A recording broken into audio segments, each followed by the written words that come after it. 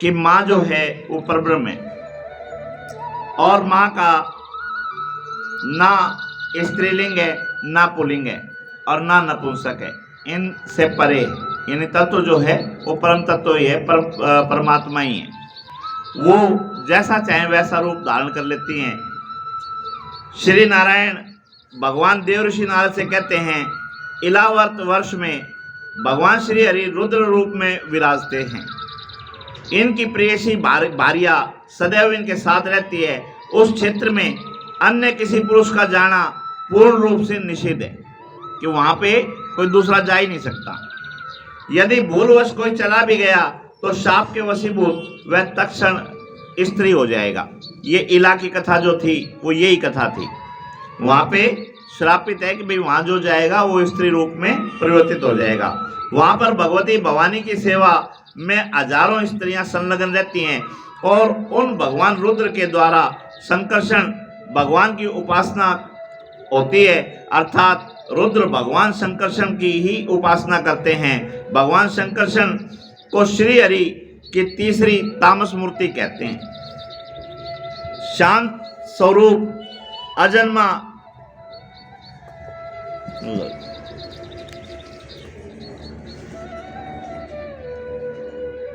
शांत स्वरूप अजन्मा रुद्रदेव का चित्त सदैव शांत रहता है। शांत रहकर भगवान शंकर कहते हैं, ओम से जिसके भी सभी गुणों की अभिव्यक्ति होती है, उन ओमकार स्वरूप भगवान श्री हरि को मेरा नमस्कार है। हे भूत भावन प्रभु, आप ही सर्वेश्वर हैं। क्रोध के आवेश के कारण हम पाप में लिप्त हो जाते हैं। ऐसी स्थिति में अपने मन को वश में करने की इच्छा करने वाला कौन ऐसा होगा जो आपका आदर नहीं करेगा। वेद मंत्रों से विदित होता है कि आपको ही जगत की उत्पत्ति, स्थिति और संहार करने का कारण कहते हैं, किंतु फिर भी आप तीनों विकारों से रहित हैं, जिस कारण आप अनंत कहे जाते हैं। आप हजार मस्तक वाले हैं। आपके मस्तकों के संपूर्ण भूमंडल पर ऐसे स्थित है जैसे सरसों का दाना। हे भगवान, महत्व, अहंकार, इंद्रियाभिमानी देवता, इंद्रियां तथा पंचभूत आदि सभी डोरी से बंधे हुए आपकी कृपा से ही सृष्टि की रचना करते हैं। इस सृष्टि की उत्पत्ति करता और प्रलय कारक आप ही हैं। आपको बारंबार नमस्कार है।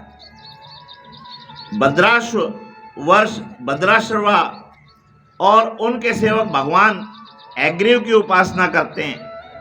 भगवान एग्रीव की स्तुति करते हुए भद्रशर्वा कहते हैं, ओम का स्वरूप भगवान धर्म को नमस्कार है।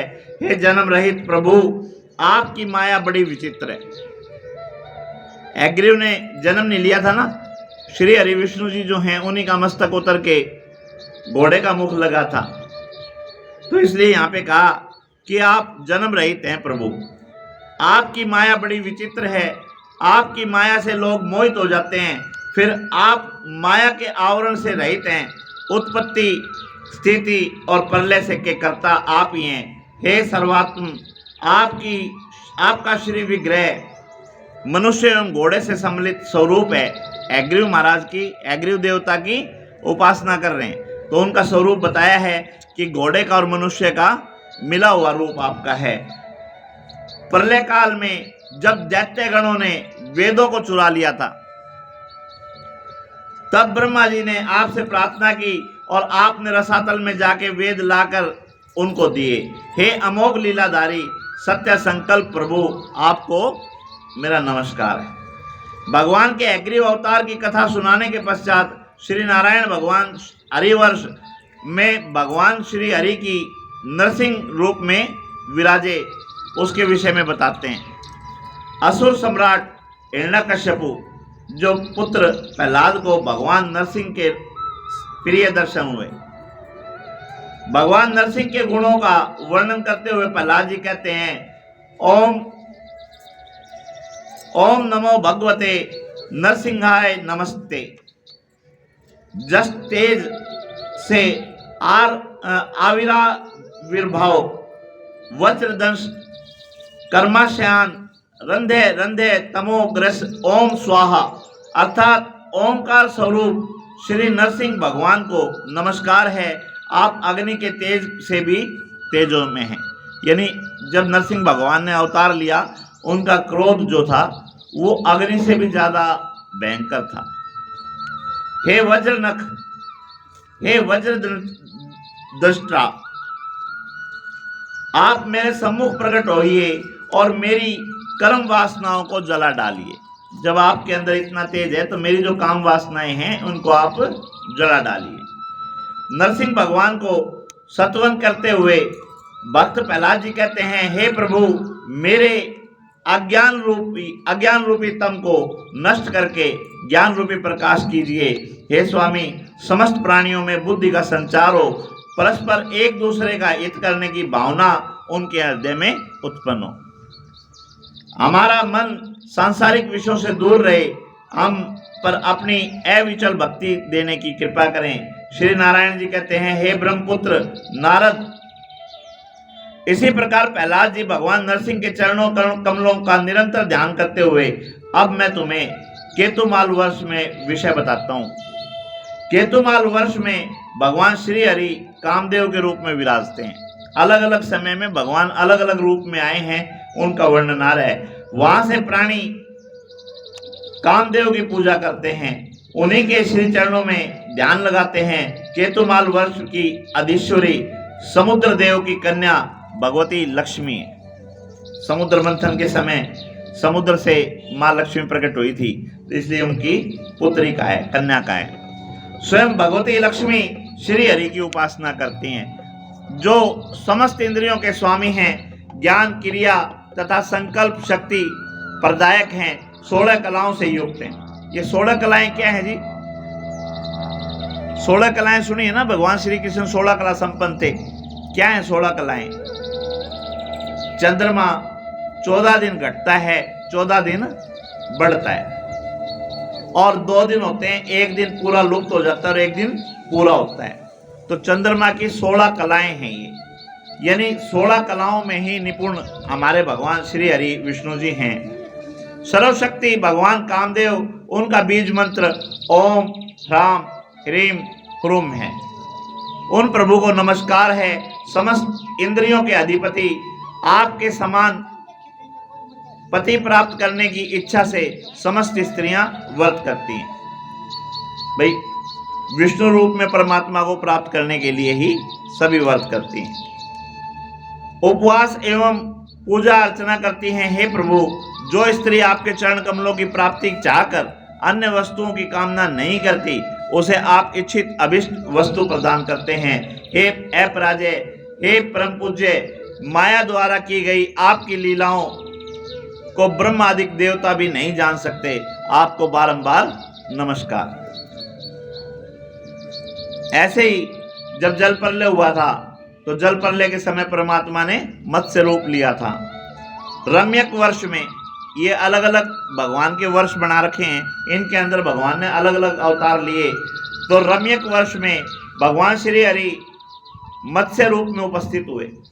देवताओं द्वारा वंदनीय मत्स्य अवतार भगवान श्री हरि के मनु जी की निरंतर स्तुति करते हैं। ओम नमो मुख्य तमाय नमः, सत्वाय प्राणायोज बलाय महामत्स्याय नमः। अर्थात सत्व प्रधान, मुख्य प्राण, सूत्रात्मा तथा मनोबल, इंद्रिय बल और शरीर बल, ओंकार के अर्थ सर्वश्रेष्ठ भगवान महामत्स्य को बारंबार नमस्कार। आप ही समस्त प्राणियों के अंदर एवं बाहर प्राण रूप में संचरण करते हैं। आपकी लीला के वशीभूत होकर संपूर्ण जगत इस प्रकार नाचता है, जैसे कुशल नट के हाथ से कठपुतली नाचती है। यहाँ प्रलय काल के समय आप उपस्थित होकर सप्त ऋषियों की नौका खींचते हैं।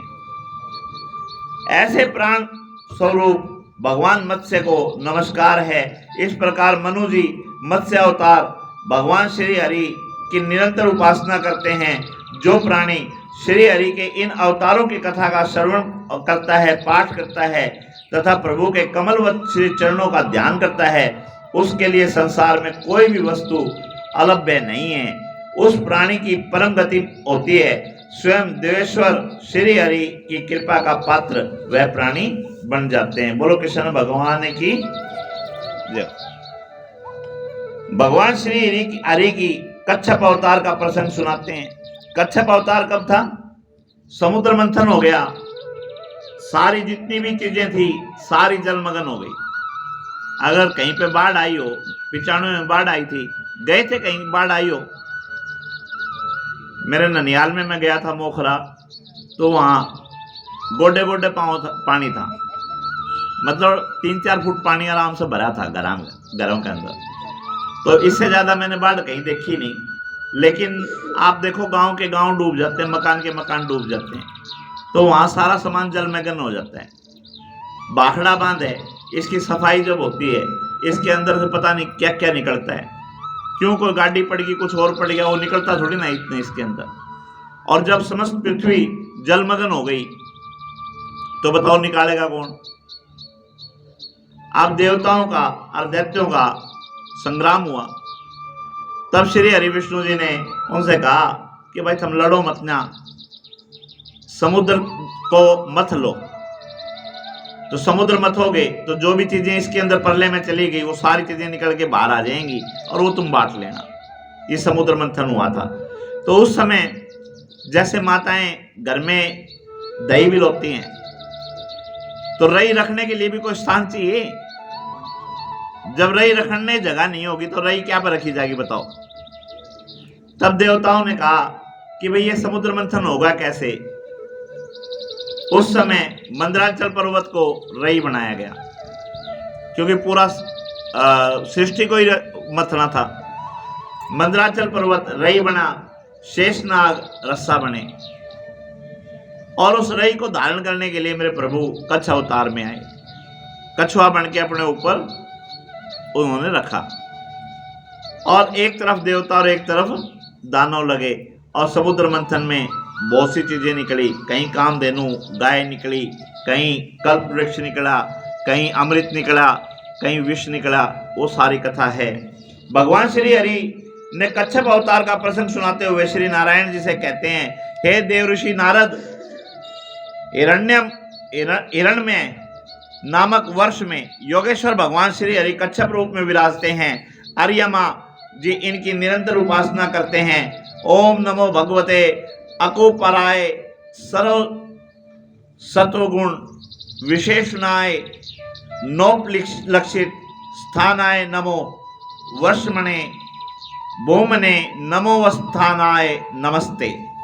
अर्थात जो समय की सीमा से मुक्त है, संपूर्ण सत्वादि गुणों के विशेषण और अलक्षित स्थान पर रहने वाले हैं, उन ओंकार स्वरूप सर्वव्यापक भगवान कच्छप को बार बार नमस्कार।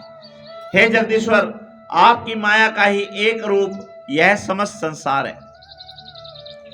यानी यह संसार जो आपको दिखाई दे रहा है वो भी उसका एक हिस्सा है परमात्मा का।